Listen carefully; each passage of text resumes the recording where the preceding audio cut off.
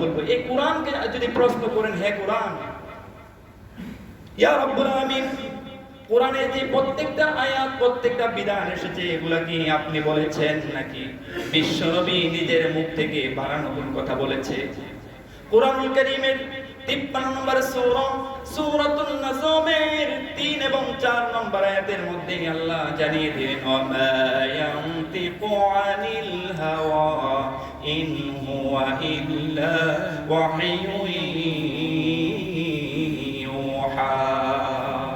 বিশ্বনবী নিজের ওয়ে থেকে, নিজের পক্ষ থেকে কোনো কথা বলেন নাই। যতগুলা কথা বলেছেন ওহীর মাধ্যমে জিবরাইল এনেছেন, সেই কথাগুলা বিশ্বনবী বলে দিয়েছেন। জোরে বলুন আল্লাহু আকবার। এটার মধ্যে কোনো মানুষের কোনো সংযুক্তি নাই। তাওরাত বলেন, ইনজিল বলেন, জাবুর বলেন, মানুষ সংযুক্ত করতে করতে, কারেকশন করতে করতে নিজের মত ঢুকাতে গিয়ে আজকে মেইন তাওরাত, ইনজিল, জাবুর বিলীন হয়ে গেছে, মেইন অস্তিত্ব পাওয়া যাচ্ছে না।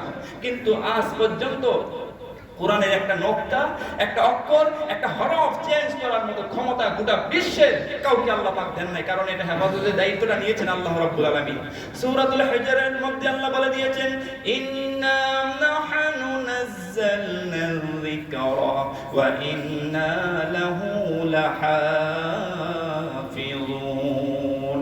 নিশ্চয়ই আমি এই কোরআনকে নাযিল করেছি আর এই কোরআনের হেফাজতের দায়িত্ব আমি আল্লাহ নিজেই নিয়ে নিয়েছি। জোরে বলেন আল্লাহু আকবার।